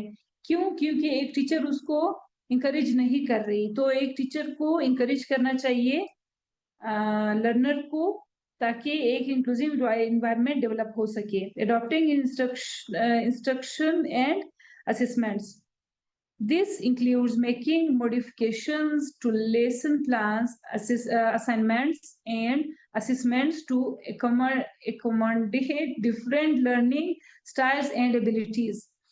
अच्छा, इसमें क्या होता है? जैसे हम बच्चे को असेसमेंट्स देते हैं, हर बच्चा अपने स्टाइल्स में बनाता है, अपनी एबिलिटी और अपनी समझ के मुताबिक वो बनाता है। तो टीचर क्या करेगी? टीचर सबको एक जैसे चेक करेगी, सब पे अच्छे रिमार्क्स देगी। अब अगर कोई टीचर उसमें कोई है मिस्टेक है या कोई ऐसी कमी पेशी है, तो टीचर उसको ऐसे मेंशन करे कि आपने अच्छा तो किया है लेकिन आप इसे मजीद अच्छा ऐसे कर सकती हो, आपने ये चीज को ऐसे करके आपने चेंज करना है। इसी तरह जब वो अपने असाइनमेंट्स, टीचर ने खुद भी अपने असाइनमेंट अगर बनाने हैं तो वो ऐसे बनाएगी या बनाएगा कि वो तमाम लर्नर्स के लिए बहुत ही इजी हो और कंसेप्ट उनका क्लियर हो और तमाम बच्चों की नीड्स को पूरा करने पे पूरा उतरती हो। Questions? Next.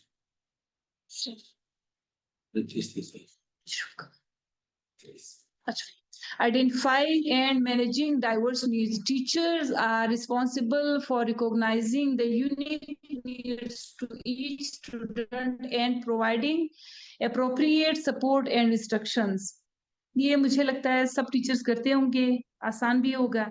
Promoting social and emotional learning, ये बहुत जरूरी है। Encouraging mutual respect and social inclusion through strategies like cooperative learning and by helping students understand different perspectives in crucial. Teacher ने प्रमोट करना है, टीचर ने एक म्यूचुअल रिस्पेक्ट का जो माहौल है वो डेवलप करना है बच्चों के दरमियान भी, टीचर और स्टूडेंट्स के दरमियान भी ये होना चाहिए, ताकि एक बच्चा जितना वो खुल के अपने नीड्स बताएगा, जितना वो खुल के अपने आइडियाज शेयर करेगा, तभी एक टीचर का इंक्लूसिव एजुकेशनल सिस्टम वो सक्सेसफुल हो सकता है। नेक्स्ट।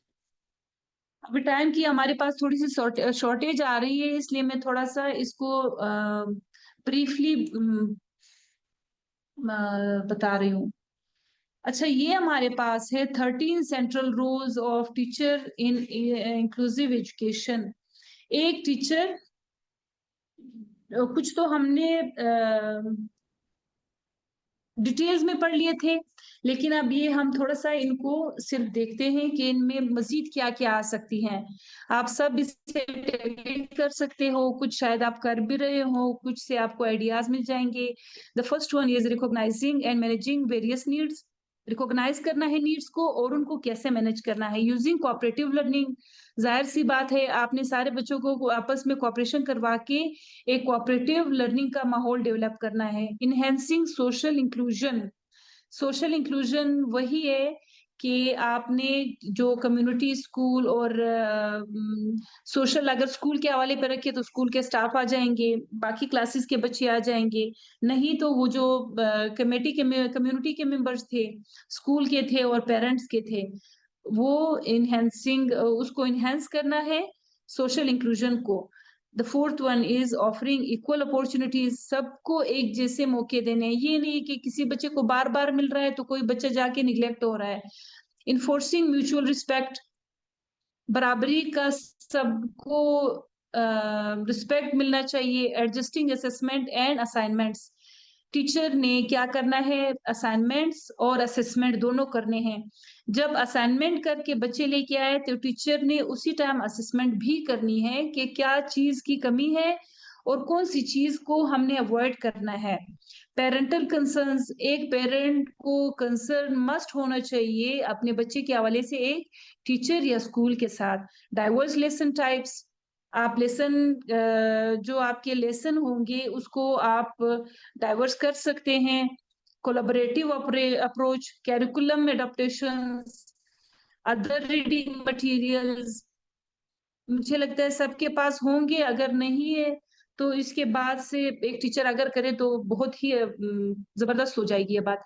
डिस्क्रीट पर्सनल असिस्टेंस, एक बच्चे का आपने पर्सनल उसको असिस्ट करना है, तभी आप जाके एक इंक्लूसिव इन्वायरमेंट क्रिएट कर सकते हो।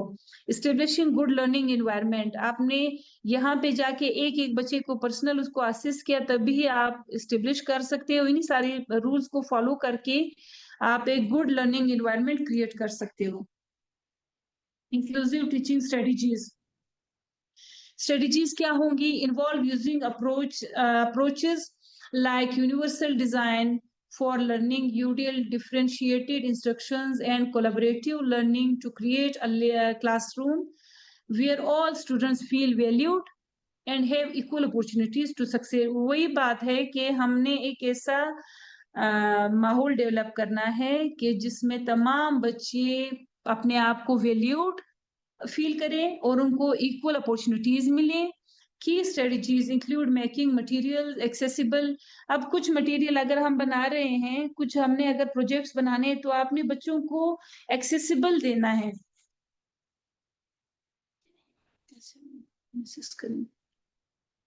accessible, fostering a positive classroom climate। Question ले लूं? हाँ, अच्छा मैं एक क्वेश्चन ले लेती हूँ। यहाँ पे हमारे पास एक क्वेश्चन आया है, 80 स्टूडेंट्स में कैसे 1 बाय 1 को असिस्ट करें। बहुत ही इजी है, आपने क्या करना है, अगर आपके पास 80 स्टूडेंट्स है, 80 को अगर हम 10-10 करके, या फिर अभी वो आपको पता चलेगा कि आपने एक, आपकी क्लास में कितने लेवल के बच्चे हैं, 3 लेवल के हो सकते हैं, मुझे नहीं लगता 4th लेवल के उसमें आएंगे, ना ही 2 हो सकते हैं क्योंकि इतने हम ज़हीन तरीन तो है नहीं। तो अगर हमारे पास 80 बच्चे हैं तो आप ऐसे करें, आपने उन बच्चों में से 80 में से आपने क्या करना है, 5 आपने शार्प लेवल के लेने हैं, बाकी 15 को अगर आप 20-20 का बना रहे हैं, क्योंकि हमने टाइम मैनेजमेंट भी करनी होती है, आप 20-20 के 4 ग्रुप्स बनाएंगी। 4 ग्रुप में आप उनको 5 शार्प बच्चे दे दें, 5 आपने मिडिल देने हैं, बाकी आपने 10 उनको क्या देने हैं, 10 आपने उनको वो जो स्लो लर्नर्स है या जिनको हम बैक बेंचर्स बोलते हैं, आपने वो करने हैं। इस तरह जब आप ग्रुप्स बनाएंगी, ये ग्रुप थोड़ा बहुत काम आपने करना है, जो शार्प बच्चे हैं वो आपसे पिक कर लेंगे, फिर वो एक दूसरे को अपना मैसेज कन्वे करेंगे। इस तरह आपका काम भी हो जाएगा, बच्चों की पार्टिसिपेटरी लर्निंग भी हो जाएगी इसमें। बच्चे अपना वो जो थिंक पेयर एंड शेयर वाले उस स्ट्रेटजी है उस पे भी काम करेंगे। और इसी के थ्रू अगर आप चलेंगे, पहल तो आपको समझने में या बच्चों पे ये चीज इंप्लीमेंट करने में मुश्किल हो सकती है, लेकिन विद इन 1 वीक आपको ये इतना इजी लगेगा, आपको मजीद क्लास में टाइम भी मिलेगा एक्टिविटीज करवाने का, क्योंकि वो बच्चे उस जॉयफुल लर्निंग में जितना सीखते हैं उतना एक टिपिकल में नहीं सीखते।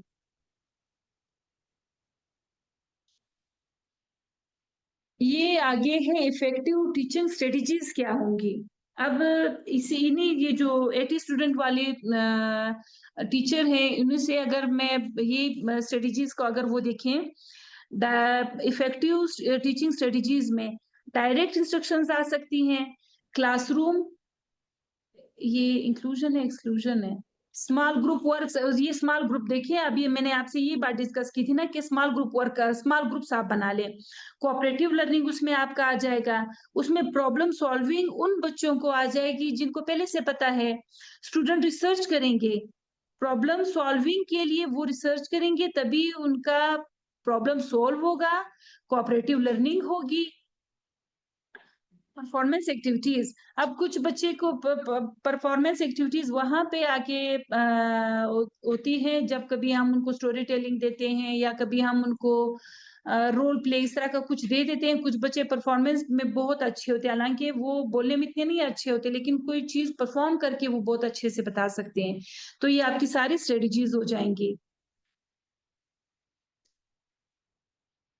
नेक्स्ट होगा team work, school level teams, teacher training, teamwork. General and special education teachers as well as support staff should collaborate to share expertise and create a personalized learning experience to each student. बहुत easy है।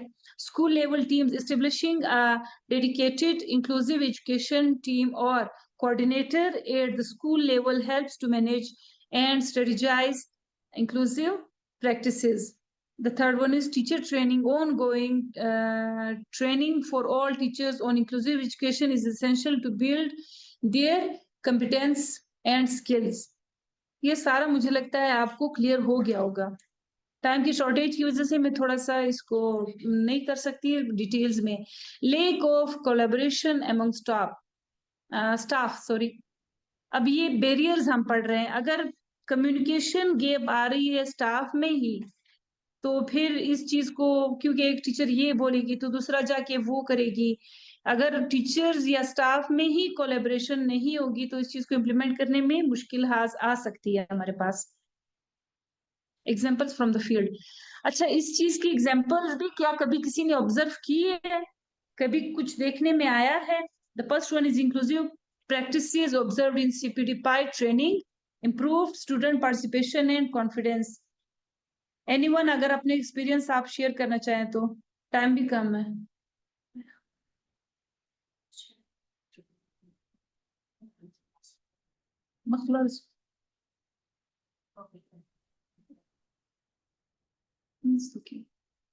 चलो next करते हैं फिर। CPT part की ये जो trainings हमें मिलती है ये इंक्लूसिव एजुकेशन को ही प्रमोट करती हैं। इसका फायदा क्या है? Inclusive education benefits all student by fostering a respectful environment that improves academic and social outcomes. जैसा कि हम शुरू से ही इसी चीज को डिटेल में करते आ रहे हैं कि इसके आउटकम्स बहुत ज्यादा है, चाहे वो सोशली हो, चाहे वो मेंटली हो, चाहे वो एकेडमिक हो, चाहे वो किसी भी हवाले से हो। Such is enhance problem solving skills, increased empathy. जाहिर सी बात है एक बच्चे में अगर एम्पैथी स्किल्स डेवलप हो रही है तो वो एक जिम्मेदार शहरी बन सकता है, उसको आगे बहुत सारी चीजों का एहसास हो सकता है। एंड बेटर सोशल इंटरेक्शंस, वो बेहतरीन तरीके से इंटरेक्ट करेगा सोशली तौर पे। For students with disabilities it leads to higher academic achievement, जाहिर सी बात है। And better preparation for independent living, ये हर बच्चे का हक है, चाहे वो एबल तो खैर मानते ही है, लेकिन हर डिसेबल बच्चे का, एबल से भी ज्यादा डिसेबल का ये हक बनता है कि वो इंडिपेंडेंट लिव करे, while students without disabilities gain a greater appreciation for diversity and develop strong social skills. Next. ये इसके सारे बेनिफिट्स हो जाएंगे. Does anyone have a question you can ask? अगर जी किसी ने मैम, कोई अस्सलाम भी वालेकुम। जी वालेकुम सलाम. मेरा क्वेश्चन है भाई। जी मैम, ये तो आपने बहुत अच्छी तरह बताया कि इंक्लूसिव एजुकेशन किस तरह हम लोग इंश्योर करवा सकते हैं डिफरेंट लेवल पे। लेकिन बात यह कि जिस तरह हम लोग जानते हैं बलूचिस्तान बहुत दूर दराज इलाके हैं यहाँ पे, तो हम इसमें क्या क्या चैलेंजेस फेस कर सकते हैं और इस चैलेंजेस को एड्रेस किस लेवल पे कर सकते हैं? अच्छा, चैलेंजेस सर काइंडली आप ये बताना पसंद करेंगे आप किस एरिया से हैं?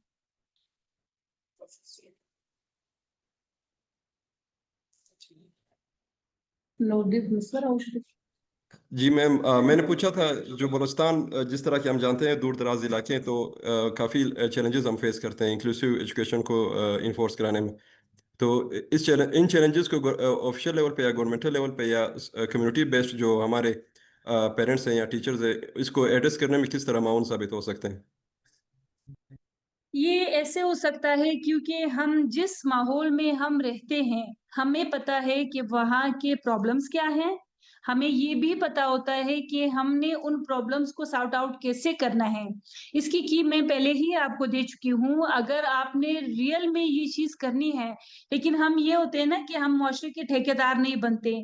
हमने ये नहीं करना कि हम ये चीज़ के खिलाफ जाएँ या फिर हाँ, हमने ये नहीं करना होता, हम स्टेप नहीं लेते, हम रिस्क नहीं लेते क्योंकि हम वो जो अपने कंफर्ट ज़ोन में होते हैं, हम रहते हैं।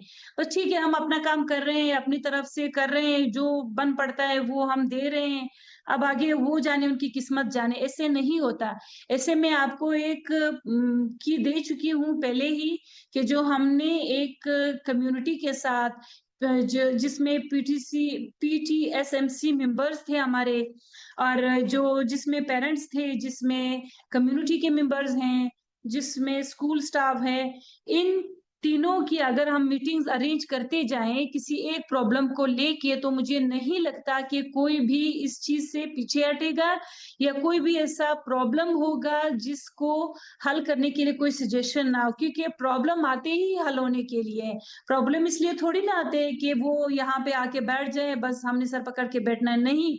अगर हम करना चाहते हैं, इट्स अप टू अस कि हमने इसको सॉर्ट आउट कैसे करना है। अगर हम हमें समझ नहीं आ रही, हम मेंबर्स को बुलवा ले कम्युनिटी के, हम स्टाफ के जो मेंबर्स हैं उनसे कनेक्ट होके हम उनसे सजेशंस ले सकते हैं। यहाँ से भी नहीं होता तो उन्हीं बच्चों के जो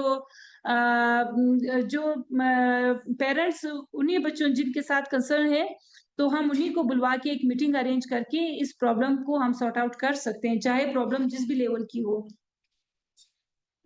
ठीक है, thank you so much ma'am. ऐसा जी। है कि ये जो आपका सेशन था ये काफ़ी इंटरेक्टिव था इन द कमेंट सेक्शन। तो यहाँ पे मैं कुछ नेम्स मेंशन करना चाहूँगा। मिस करीमा बलोच और गुलनास और जो है रोज़ीना, इनकी जो है आपस में काफ़ी डिस्कशन हुई है चैट बॉक्स में। तो हमारे पास टाइम कम है, मैं कुछ चीज़ें ऐड कर देता हूँ। यहाँ पे गुलनास का एक क्वेश्चन था, how can we prevent and respond to bullying effectively in the classroom?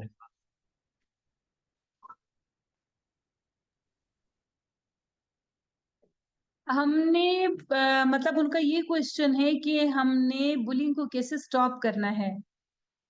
अब हमने ये देखना है कि बुली करना एक बच्चे ने कहाँ से सीखा है। वो घर से सीख के आया है या उसने स्कूल के माहौल में सीखा है। अगर वो स्कूल की एनवायरनमेंट में है तो सबसे बच्चे से पहले हमने उस चीज को प्रिवेंट करना है कि जो बच्चा वहां से ले रहा है। स्कूल पे तो हमारा हो गया, घर पे तो हम नहीं जा सकते।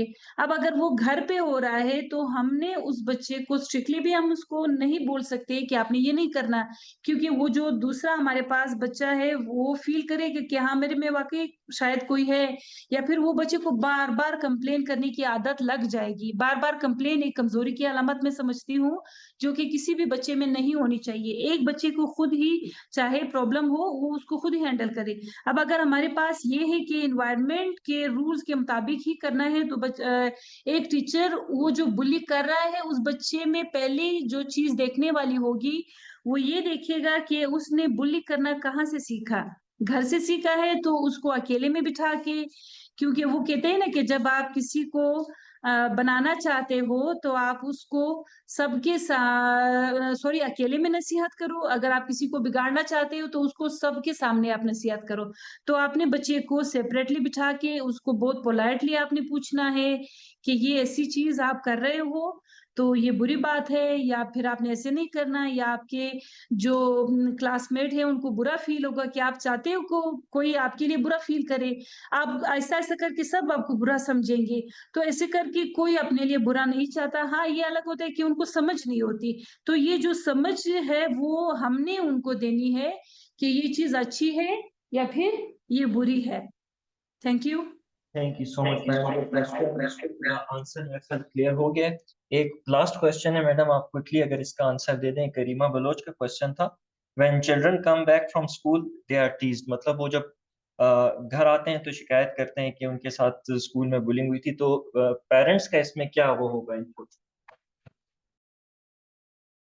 मैं खुद एक मदर हूँ। तो ये कल ही की बात है। मेरी बेटी है, वो 8 इयर्स ओल्ड है, वो आई थी, उसको थोड़ी सी कंप्लेन थी। अब बच्ची को स्पेशली जो मैं ये समझती हूँ कि बेटे से ज्यादा आपने एक बेटी को ग्राउंड के लिए रेडी करना है। कभी भी किसी भी बेटी को ये फील नहीं कराना कि आप बेटी हो तो आप कमजोर है, नहीं। एक बेटी मैं समझती हूँ कि जो एक औरत कर सकती है, ये एक फिर अलग सा एक टॉपिक बन जाएगा, वो मर्द कर ही नहीं सकता। तो सॉरी अगर किसी को बुरा लगा हो तो। मेरे कहने का ये मतलब नहीं था, लेकिन मैं जितना एक मैन किसी चीज के लिए एबल है, मैं उसे कई गुना ज्यादा एक फीमेल को समझती हूँ। क्योंकि वो डिफरेंट टास्क ले सकती है, डिफरेंट महाज पे वो जिंदगी के वो लड़ भी सकती है और उसने कर दिखाया भी है। तो अब जैसे कि इनका एक क्वेश्चन था कि एक बच्चा आता है स्कूल में, वो कंप्लेन करता है कि स्कूल में उसको टीज किया जा रहा है। अब उस बच्चे में जो सबसे लेक ऑफ कॉन्फिडेंस है टीचर्स के साथ, मदर को तो आके वो बता रहा है। तो एक मदर कब तक एक स्कूल के एडमिनिस्ट्रेशन में कंप्लेन करेगी कि मेरे बेटे के साथ ये हुआ, मेरे बेटे के साथ ये हुआ। सबसे पहले तो मदर ने ये चीज समझनी है कि एक बच्चा स्कूल में अगर कर रहा है तो स्कूल का एडमिनिस्ट्रेशन लेवल क्या है, ठीक है। जब उस क्या उधर कंप्लेन करने की कोई तुक बनती भी है कि नहीं, अगर तो वो कोई मुझे नहीं लगता। आजकल गवर्नमेंट स्कूल के भी बहुत ज्यादा मतलब चीजों को सॉरी बच्चों को बहुत ज्यादा फोकस किया जाता है। छोटी छोटी प्रॉब्लम्स को लेके वो बहुत ज्यादा कोशिश करते हैं कि उसको बहुत अच्छे तरीके से उसको सॉल्व किया जाए। तो चाहे वो गवर्नमेंट स्कूल हो चाहे वो प्राइवेट हो, सबसे पहले तो ये होगा कि वो एडमिनिस्ट्रेशन से जाके पर्सनली मिलेगी कि ये चीज क्यों है। पहले तो स्कूल वाले उसको हल कर लेंगे, सॉर्ट आउट कर लेंगे उसको। अगर तो नहीं हुआ, फिर भी कंप्लेन आ रही है, फिर एक मदर ने एक बच्चे को समझाना है कि how to deal with this problem.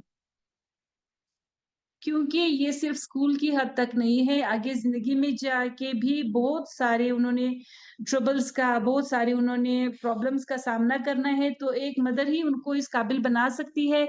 नहीं तो एक मदर को कम से कम इतना तो लाजमन करना चाहिए, एडमिनिस्ट्रेशन से भी नहीं हो रही तो एक उसके टीचर को इतना अप्रोच करना चाहिए कि टीचर के साथ वो खुल के ऐसी बात करे कि जो मेरे से नहीं हो रहा, मेरे से जो ग्राउंड नहीं फील हो रहा, वो आपने वहां पे एक बच्चे के लिए करना है, चाहे वो मेरा बच्चा हो चाहे वो किसी और का बच्चा हो। क्योंकि एक टीचर 8 a टाइम 40 बच्चों की मदर होती है स्कूल में।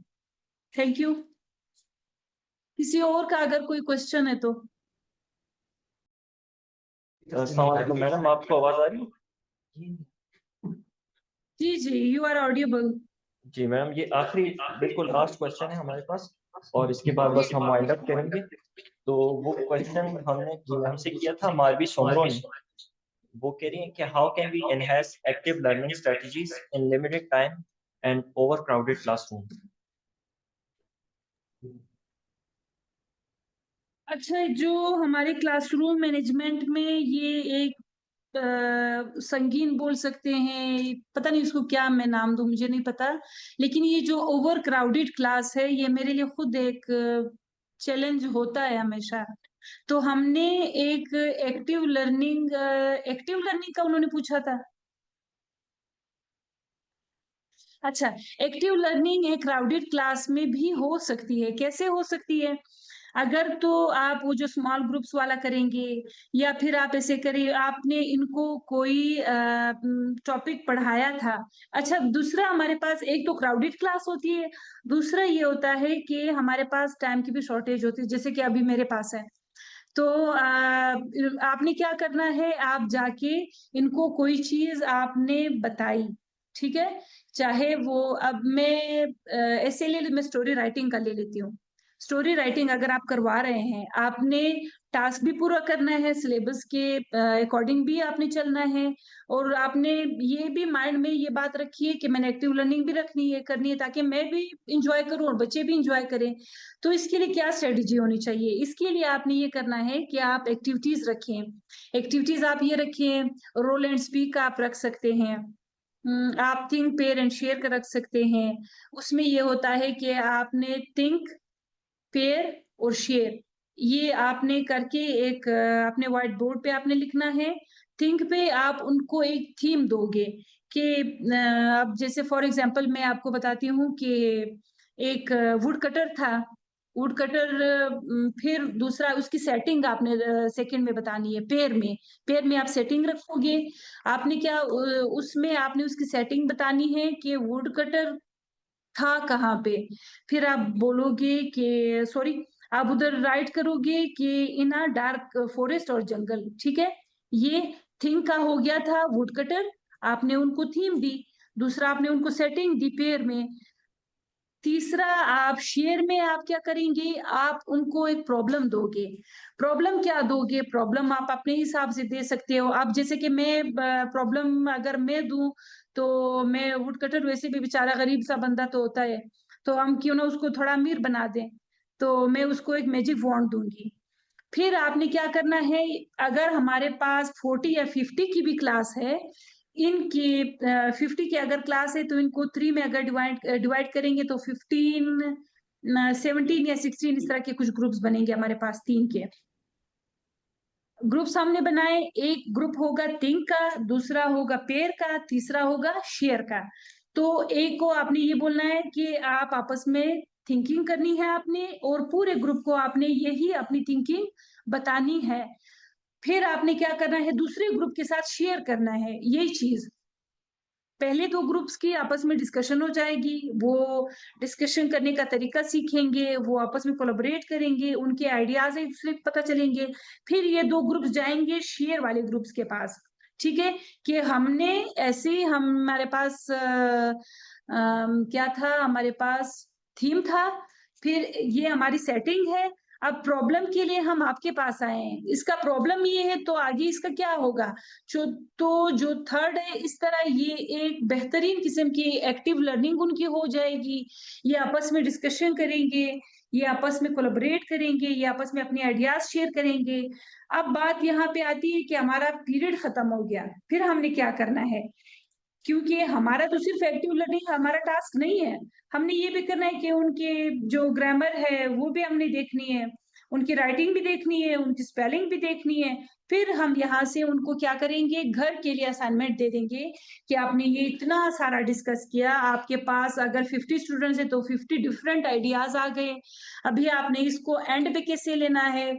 आप यकीन जाने आपके पास एक ही थीम, एक ही प्रॉब्लम और एक ही सेटिंग की 50 डिफरेंट स्टोरीज आपके पास बन जाएंगी, और आप एक एक्टिव लर्निंग के लिए बेहतरीन टीचर माने जाओगे। Thank you. Thank you so much miss Palwasha. आज का सेशन काफ़ी इंटरेस्टिंग और इंफॉर्मेटिव था।